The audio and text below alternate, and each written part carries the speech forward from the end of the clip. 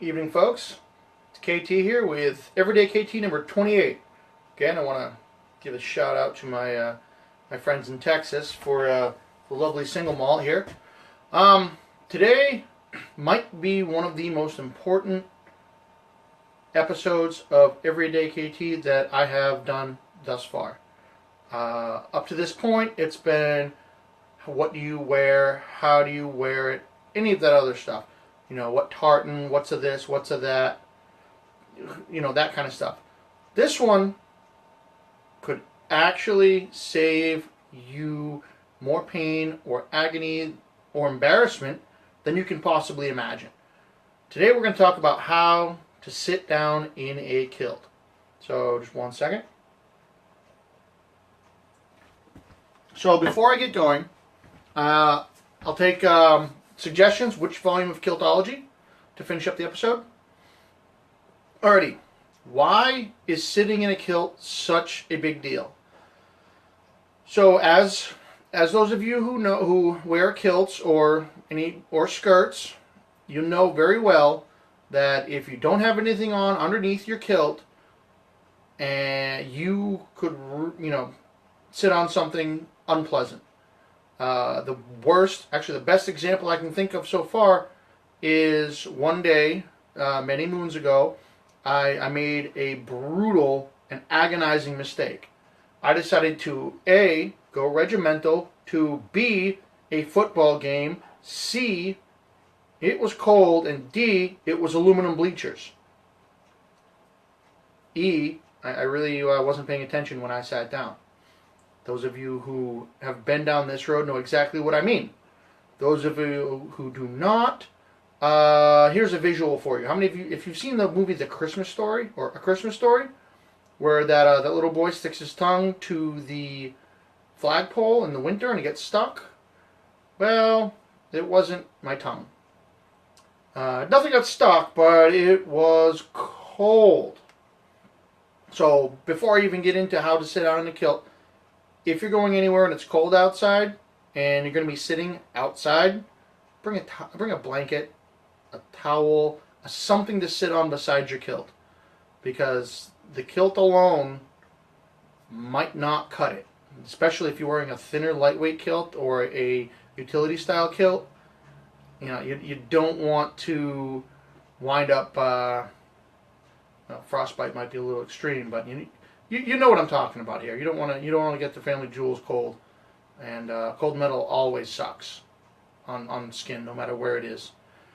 So that being said, first thing we're going to get into is how do you sit in a kilt. Now you have to forgive me. I'm going to get this thing all framed up. I do have my trusty chair here. Boom, and I'm going to do it sideways so that you can kind of see what exactly is going on here. And this applies to anywhere, wherever you're sitting. If you're sitting on a bench, if you're sitting on, at home, if you're sitting anywhere, this is important, and there's a reason for that. First reason is you don't want to get your bits and pieces on whatever it is you're sitting on, especially if it's like naga hide or leather or metal, of course, stuff that gets cold. Cold skin on, or bare skin on cold stuff sucks. The other thing is, if you have a traditional style kilt or any kilt that has significant pleating, if you just plop right down, you're going to completely destroy whatever pleats you might have had, and it'll look like you just pulled it out of the washing machine and hung it up for not quite long enough. So just be careful there. So just generally in sitting down, first thing you do is, if you don't know how to do this, pay attention.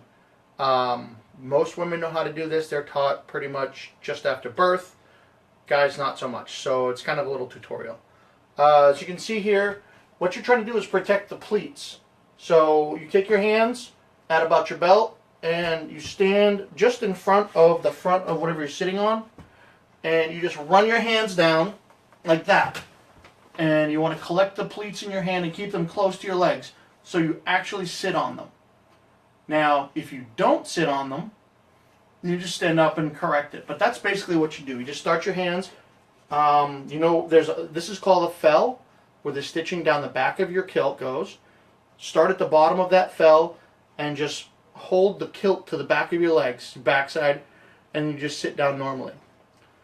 Now, that's the kilt side of it. The other side is, obviously, you're wearing basically a skirt which is wide open in front. Now, women don't have a problem because they just cross their legs and everything's wonderful. Well, guys, biology says otherwise. Luckily, if you're wearing a traditional kilt, the sporran saves the day. So when you sit, first you sit down, and if you sit like this, with your knees fairly close together, the odds of someone getting a peek under your kilt are fairly high. So if you just put your legs a little bit further, you can actually let your sporran rest between your legs, and you're golden. The odds of anyone seeing anything are just slightly above 0.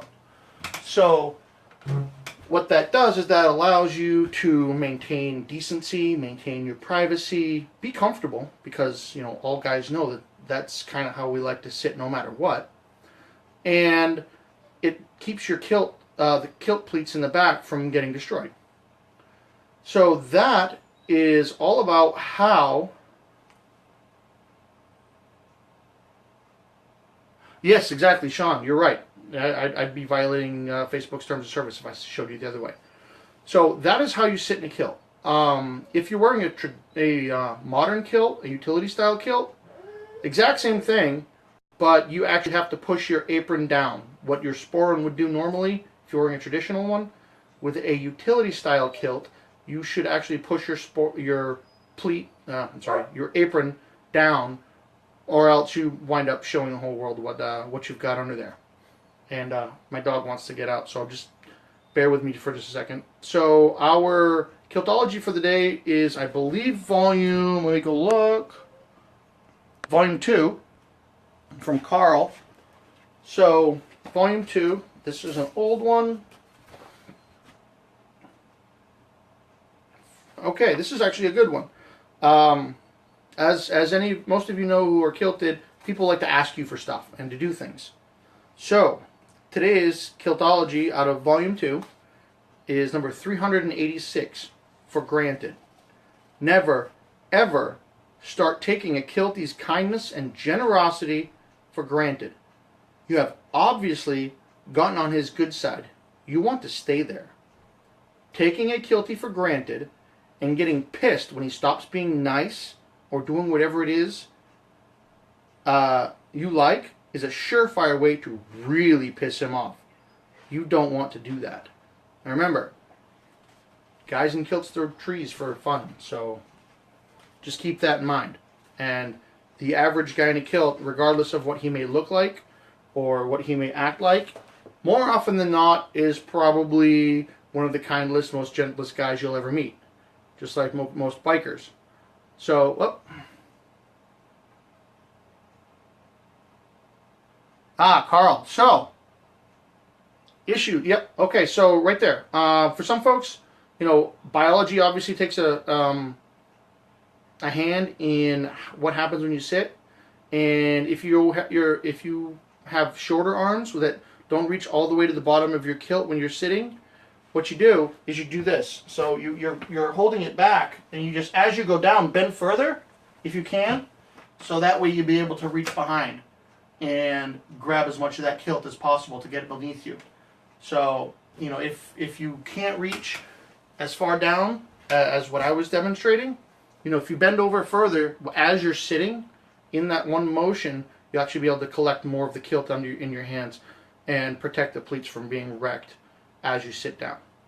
So, as I was saying earlier, don't take someone's generosity and kindness for granted, because when it stops, and getting pissed, there's no upside to that.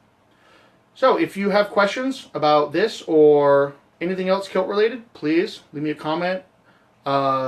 Video replies would be really cool. I haven't gotten any of those yet. And this is KT with Everyday KT number 28. And I will see you tomorrow. Be strong. Put a kilt on.